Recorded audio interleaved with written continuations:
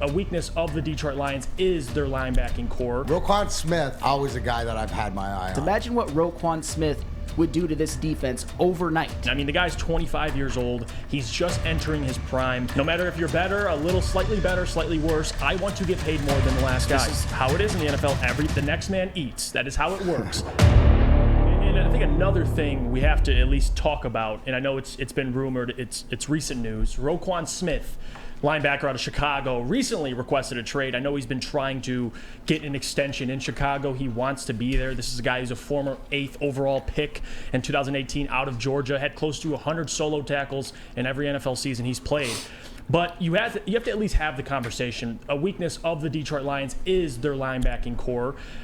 And I just want to get into it before I explain the financial side of things. Just people's look opinions. Look at you in your little rule. I'm Look in the at chair. you little Neil rule. It must be the chair, but I love it. No, I love it. I love the fact that, especially here, Big D Energy, is that, I'll give you the locker room mentality, the athlete mentality, and no matter who's sitting in that chair, I love the fact you delve into that. Roquan Smith, to me, Alabama out. I mean, always a guy that I've had my eye on. I'm a linebacker guy and stuff like this, and the only thing that immediately popped into my head is because it's in the division and it's Chicago, so there's no chance in ever getting a guy like that. But would I be out of line to say, and maybe I'll go to the legend killer here, would I be out of line to say that the production of a Roquan Smith, and if you put him in the Lions backfield and had to pay him the money that he was deserved, but that's paying money towards something that's not money well spent, right? Would you pay him what was did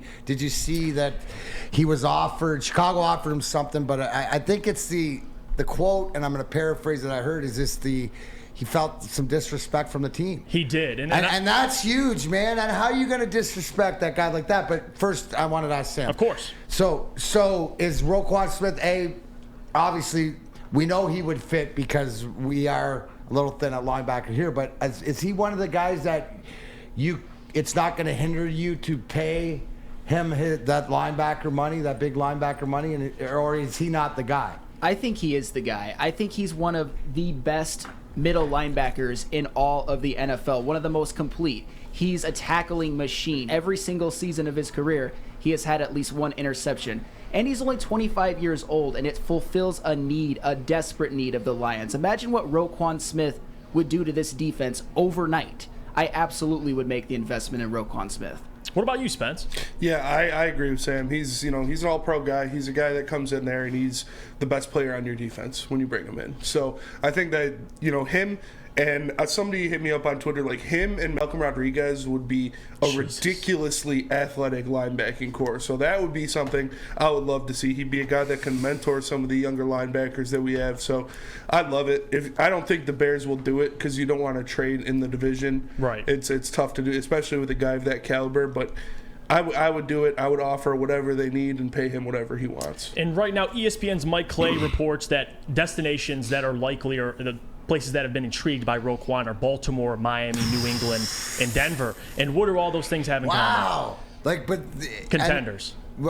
Competitors, Yes. Contenders, obviously. Why wouldn't John Harbaugh and Baltimore want him and stuff like that? But you look at Miami and you look at what Denver's done there to add in Russell Wilson, and he's got some weapons and stuff, but that makes all three of those teams that much better right away. Absolutely, and they have the assets to fork up. So not only would you have to pay Roquan, but you'd also have to give up assets. And the question is, and you brought it up, D-Mac, would they trade him in the NFC North? I don't think so. I don't think that would happen. I mean, the guy's 25 years old. He's just entering his prime. And Roquan, I mean, he's like, if I was Roquan, this is how I'd be looking at it. You see Darius Leonard and Fred Warner just get paid a little under $20 million per season. And as this is how it is in the NFL, the next man eats. That is how it works. No matter if you're better, a little slightly better, slightly worse, I want to get paid more than the last guy. So for Roquan, he's going to be expecting anywhere in the range of $20 million annually. That's where I hit a fence a little bit. Now, I agree he's productive. I agree he's just 25 years old. I just have so much faith in Brad Holmes. Even a guy like Neil Rule has bought me in more and more every single day I do a show with Neil. And just looking at it, I feel that Roquan is a talent you should pay. He's good enough. I mean, this guy's close, basically an all-pro linebacker in the NFL. But the reality is, number one, what are you giving up? what do the Lions have that the Bears would want? And number two, because you'd have to overpay if he's coming in the division. And number two, what does that contract look like? That's the only thing I would ask. And Spence, you could put a poll in the chat and ask. I want to go to the people. I want to see what you guys think. Would you try and acquire, and not just try, but would you be willing to fork up the assets and extend Roquan Smith? Because it's a good conversation. I mean, it's not a bad idea. I just think you got to be weary of it. Yeah, I think that it provides, and I think there's probably less than a 10% chance that it happens here. But the fact is that we're having these conversations with our team now because it's not out of the question that we could attract a top end, guy in a trade or a free agency. That's the interesting thing is that we're, like think about it. We just went through this with the Tigers and Juan Soto, right? There was no chance in hell that the Tigers would have anything to give up to get that asset, right? You know what I'm saying? Right, you didn't have. You're giving away some Lafayette Coney Islands, some Jets pizza, Better Made chips is probably throwing something in there. But you know what I'm saying? So now that goes to show you. But at the end of the day, what they're building now. It also too, where you mentioned. He's an $18 to $20 million player. The numbers speak for themselves. Right.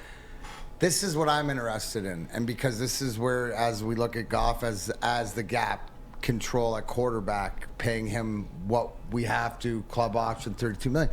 Where are you going to spend your money? There you go. You got Holmes and we're going to see because he hasn't decided yet. Is it on? And usually it's, what do we always say? The quarterback, the guy who gets him, and the guy who catches it. Right. That's where it's gone. So those three guys, but. Where are you going to put it? Are you going to put that money? Because you're going to have to pay one of your position guys, one of your valuable guys, top end money to be successful. Is that not? Yeah, absolutely. Is that right? So is that going to be a defense? If in Brad Holmes' mind that Roquan Smith was the difference in that, I would not in 1 second hesitate going out and giving him that money. If see the combination, because then it shows you direction. I don't think we're there yet, but the thing that I love is we're having these conversations with the Lions and tail.